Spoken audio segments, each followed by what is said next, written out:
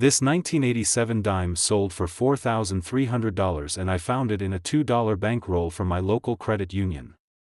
You're looking at what appears to be an ordinary Roosevelt dime, but hidden beneath that familiar surface is an error so rare that only 12 authenticated examples exist in the entire world.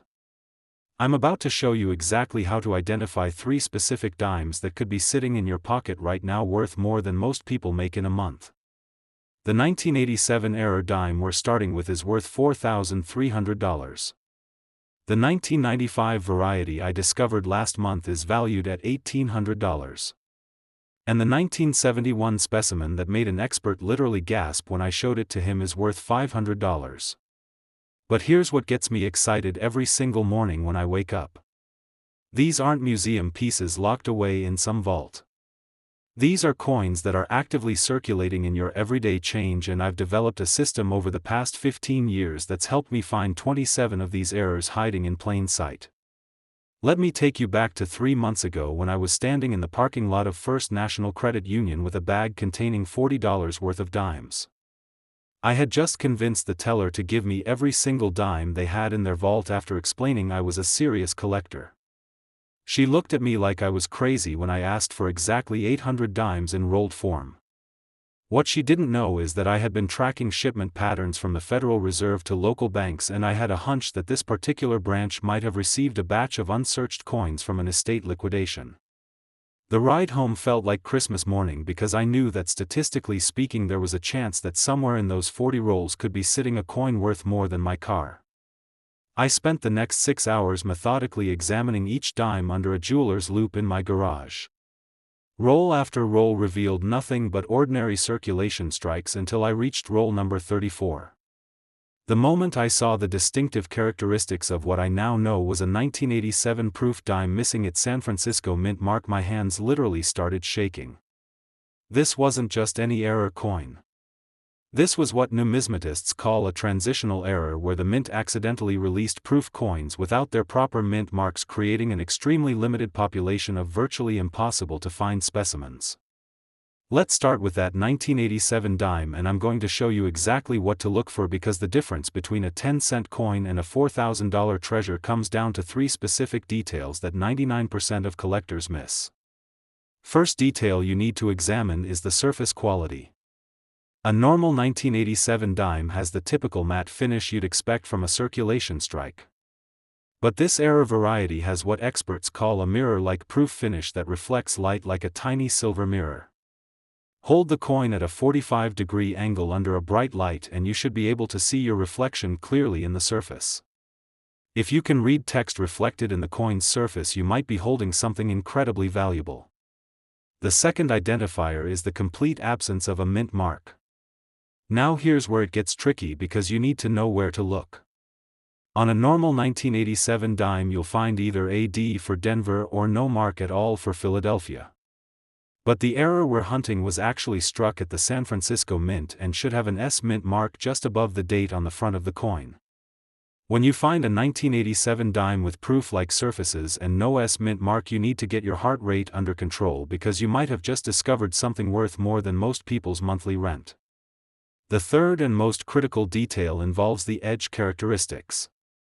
This error dime has a perfectly smooth edge without the standard reading you find on normal dimes. Run your fingernail along the edge, and if it glides smoothly without catching on any ridges, you're dealing with a proof coin. Combined with the missing S mint mark, this creates a perfect storm of rarity that collectors will pay enormous premiums to own. When I first suspected I had found this error, I'll admit I was skeptical. I had been burned before by coins that looked valuable but turned out to be common varieties. So I did what any smart collector would do. I drove straight to Thompson's coin shop downtown, where old Pete Thompson has been authenticating coins for 40 years. The moment he put my dime under his microscope, his entire expression changed. He looked up at me and said in a voice that was barely a whisper, "This is the real deal, son. You just found yourself a lottery ticket." He explained that he had only seen 2 of these errors in his entire 4-decade career, and that recent auction results showed prices climbing rapidly due to increased collector awareness. The authentication process revealed something even more exciting. Not only was my dime a genuine 1987 proof missing its S mint mark, but it graded MS67 by Professional Coin Grading Service, which puts it in the top tier of condition for known examples. Pete explained that most of these errors show circulation wear because people spent them unknowingly for decades. Finding one in near perfect condition is like discovering a pristine vintage Ferrari in someone's barn. What makes this particular error so valuable goes beyond just rarity. The 1987 proof set was supposed to contain dimes with S mint marks from the San Francisco facility. Somewhere in the production process, a small batch of planchets intended for proof coinage got struck without their mint marks before quality control caught the mistake. The mint recalled most of these errors, but a handful escaped into circulation through proof sets that had already been packaged and shipped to collectors. Here's what really gets my adrenaline pumping about this discovery. I calculated that I spent exactly $42 acquiring those dimes, counting gas money and bank fees. My return on investment was over 10,000%. But the financial gain isn't even what excites me most. It's the knowledge that there are still more of these errors out there waiting to be discovered by someone willing to put in the time and effort to hunt them down systematically. Stick around, because I'm about to show you how I found an $1,800 coin that dealers miss, and the technique I used will shock you. The 1995 variety I discovered uses a completely different identification method that requires looking for something most people would consider a defect. But first, let me tell you about the most important lesson I learned from finding this 1987 error. Success in coin roll hunting isn't about luck. It's about understanding the science behind mint errors and knowing exactly when and where these mistakes are most likely to occur. Our final featured dime brings us to the 1971 Roosevelt dime that completely redefined my understanding of what makes coins valuable in ways that have nothing to do with traditional rarity metrics. This coin is worth $500 not because it's scarce, but because it represents something that, according to mint records, should be absolutely impossible. The story of how I discovered this error and what happened when I tried to get it authenticated will challenge everything you think you know about how the United States Mint operates. Let me take you back to 18 months ago, when I was going through what I call my experimental phase of coin roll hunting. Instead of focusing on high-value errors, I was deliberately seeking out coins that looked completely ordinary but had subtle characteristics that didn't match official mint specifications. My theory was that the most overlooked treasures might be hiding among coins that appear so normal that nobody bothers to examine them carefully. This hypothesis led me to develop what I now call the specification variance method of error detection. The 1971 dime that started this entire investigation came from a roll I purchased at a small-town bank in rural Nebraska during a road trip. I wasn't even planning to hunt coins that day, but the elderly teller mentioned that they had some old rolls that had been sitting in their vault since the previous bank manager retired. Something about her description made me curious, so I bought $20 worth of dimes just to see what might be hiding in those forgotten rolls. Back in my hotel room that evening, I was examining each coin under a portable magnifier when I noticed something peculiar about one particular 1971 dime. The weight felt different. Not dramatically different, but just enough to make me pause and look more carefully. When I placed it on my precision scale, the reading showed 2.268 grams instead of the standard 2.268 grams that every Roosevelt dime should weigh. That tiny variance of less than 1/100th of a gram started an investigation that would consume the next 6 months of my life. Here's where this story takes a turn that even experienced collectors find hard to believe. According to official United States Mint records, every Roosevelt dime struck since 1965 uses the same copper-nickel clad composition with identical specifications. There are no documented composition variants for circulation strikes in the Roosevelt dime series. Yet the coin sitting in front of me was clearly made from different metal than standard dimes. Spectroscopic analysis later confirmed that this dime contains approximately 12% more copper than standard clad composition, creating the weight variance that first caught my attention. The identification process for this error requires equipment that most collectors don't have access to, but I'm going to share the field techniques that can help you spot similar composition anomalies. First and most importantly is the weight test I mentioned earlier. Every Roosevelt dime should weigh exactly 2.268 grams plus or minus 0.01 grams for manufacturing tolerance. If you find a dime that weighs significantly more or less than this range, you need to investigate further because composition errors are among the most valuable mistake types the mint can produce. The second diagnostic technique involves sound testing, which might seem unusual but actually provides reliable results. When you drop a standard Roosevelt dime on a hard surface, it produces a distinctive ringing tone that lasts approximately 1.2 seconds before fading. Composition error dimes produce noticeably different acoustic signatures due to their altered metal content. My 1971 error produces a duller tone that fades more quickly, indicating higher copper content, which dampens the resonant frequency. The third identification method requires careful visual examination under magnification, looking for subtle color differences that indicate composition variance. Standard Roosevelt dimes have a consistent silver-white appearance with slight golden undertones from the copper core. Composition errors often display more pronounced color variations, particularly around the edges where the different metal content becomes most apparent under proper lighting conditions. What happened when I tried to authenticate this coin created one of the most memorable moments in my entire collecting career. I took my 1971 composition error to drive Patricia Chen at the University Numismatic Research Laboratory because she specializes in analyzing mint error mechanics using advanced metallurgical techniques. When I explained what I suspected I had found, her initial reaction was polite skepticism. She told me that composition errors in modern Roosevelt dimes were essentially theoretical possibilities that didn't actually occur in practice. Dr. Chen agreed to examine my coin primarily to demonstrate why my theory was incorrect.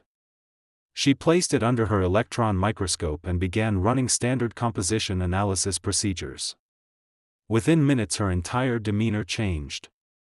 She looked up from the microscope with an expression of complete bewilderment and said something I'll never forget. She told me that either her equipment was malfunctioning or I had just brought her a coin that shouldn't exist according to everything she understood about modern mint operations. But here's what makes this discovery truly extraordinary and worth $500 to specialized collectors.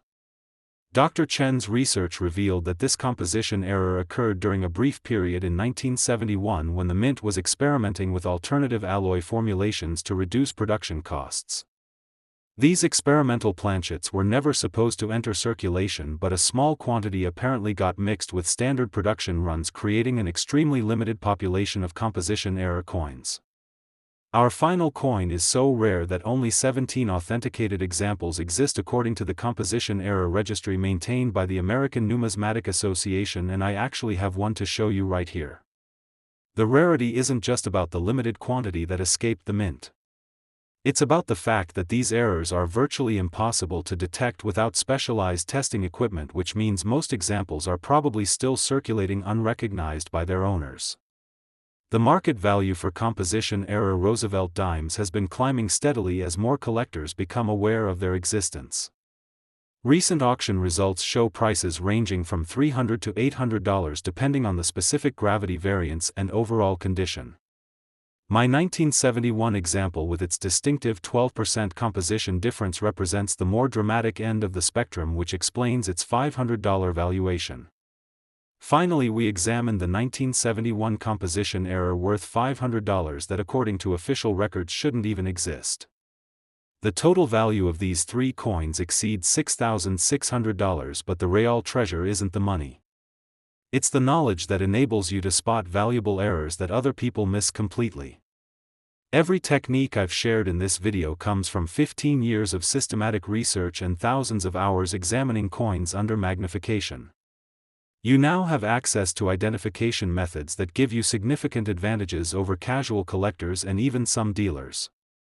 Remember the most important lesson from today's treasure hunt. Check your change, because valuable coins are still actively circulating and waiting for someone with the right knowledge to discover them. The difference between finding ordinary pocket change and uncovering life-changing treasures comes down to understanding exactly what to look for and having the persistence to examine every coin carefully. Happy hunting, and I'll see you in the next episode. Now let's turn our attention to the 1995 Roosevelt dime that changed everything I thought I knew about coin collecting. This isn't just another mint error story. This is about a coin that 3 different dealers told me was worthless before I proved them spectacularly wrong. The 1995 dime sitting in front of me right now sold at auction for $1,800, and the reason it's so valuable will make you question everything you think you know about what makes a coin worth money. Here's what happened that completely shifted my understanding of numismatics. I was at the annual coin show in downtown Convention Center last September when I overheard 2 seasoned dealers arguing about a 1995 dime that had been rejected by multiple grading services. One dealer was insisting it was damaged goods while the other claimed it represented something much more significant. The coin in question had what appeared to be a massive crack running directly through Roosevelt's face on the obverse side. Most collectors would take one look at this apparent damage and immediately dismiss it as worthless. That would be a 4-figure mistake. What those dealers didn't realize is that this wasn't damage at all. This was what numismatists call a die crack error, and specifically a dramatic example of something called a retained cud break. Let me explain this in terms that will make perfect sense. When the mint strikes coins, they use steel dies that can develop stress fractures after thousands of impacts. Usually these dies get retired before major cracks develop. But sometimes a die with a significant crack continues to be used, creating coins with raised lines or bumps where the crack allowed metal to flow into the gap. The 1995 dime I eventually acquired shows a textbook example of a major die crack that extends from Roosevelt's forehead all the way down through his cheek and continues to the rim of the coin. But here's the million-dollar detail that makes this specific error so incredibly valuable. The crack didn't just create a raised line. It actually caused a portion of the die to begin separating, creating what collectors call a retained breaking die error.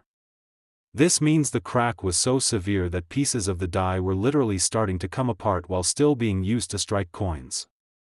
I knew I had to own this coin the moment I understood what I was looking at. The dealer who had it priced it at $12 because he genuinely believed it was a damaged coin with no collector value. I didn't correct his assessment. I simply handed him a $20 bill, told him to keep the change, and walked away with what I now know is one of the most dramatic die break errors in the entire Roosevelt dime series. Sometimes the best deals happen when you know something the seller doesn't. The authentication process for this coin required specialized expertise because die crack errors can be easily confused with post-mint damage. I sent my dime to David Hall Rare Coins, where their senior grader spent 40 minutes examining it under various magnification levels. The key diagnostic feature that proves this is a genuine mint error rather than damage is the way the metal flows along the crack line. Genuine die cracks create raised ridges with specific characteristics that are impossible to replicate through post-mint damage. What makes this particular 1995 error so sought after goes beyond just the dramatic visual appeal. Research conducted by the American Numismatic Association shows that fewer than 50 examples of major die crack errors exist for Roosevelt dimes struck after 1990. The mint's quality control procedures became much more sophisticated in the 1990s, making it extremely rare for severely damaged dies to remain in production long enough to create multiple error coins. My 1995 die crack dime represents something that simply shouldn't exist according to modern mint procedures. The fact that it does exist suggests that this die was used during an emergency production run or shift change when normal quality control protocols might have been temporarily relaxed. This historical context adds significant premium value for collectors who specialize in modern mint errors. Here's the identification technique that will help you spot similar errors in your own searching. First, examine every dime under at least 10x magnification, looking for any raised lines or ridges on the surface. Normal circulation damage creates depressions or scratches. Die cracks create raised elements that stand above the coin's surface. Second, pay special attention to any lines that extend from the central design elements toward the rim of the coin. Die cracks typically follow stress patterns that radiate outward from high relief areas. The most important diagnostic tool is understanding the difference between a simple die crack and the retained breaking die error that makes my 1995 dime so valuable. Simple die cracks create thin raised lines. Retained breaking die errors create thick raised ridges often accompanied by metal displacement where portions of the die actually separated during the striking process. Look for areas where the normal coin design appears distorted or where extra metal seems to have been squeezed into gaps. When I finally received the authentication results from David Hall, I'll admit I was nervous. I had invested significant time and research into understanding this error type, but I needed professional confirmation that my assessment was correct. The grading report came back with a designation I had never seen before. Instead of the typical mint state grade, they assigned it a special error designation with detailed notes about the retained breaking die characteristics. The estimated value range they provided was $1,500 to $2,000 depending on collector demand. That estimate turned out to be conservative. When I consigned this dime to Heritage Auctions 3 months later, the bidding started at $500 and quickly escalated as specialized error collectors recognized what they were looking at. The final hammer price of $1,800 represented more than a 14,000% return on my $12 investment. But more importantly, it validated my theory that understanding mint error mechanics gives collectors enormous advantages over dealers who focus primarily on traditional numismatic varieties. The lesson I learned from this 1995 discovery changed my entire approach to coin collecting. I stopped looking for perfect coins and started hunting for perfect imperfections. The most valuable errors are often the ones that look like damage to untrained eyes but represent fascinating glimpses into the mechanical processes that create our circulating currency. Every major die crack tells a story about production schedules, quality control decisions, and the incredible pressures involved in striking millions of coins efficiently. But that's nothing compared to our final coin that made an expert literally drop his coffee when I showed it to him. The 1971 variety we're about to examine represents something so unusual that most collectors have never even heard of this error type. You won't believe what happened when I took this next one to an expert, and his reaction was absolutely priceless.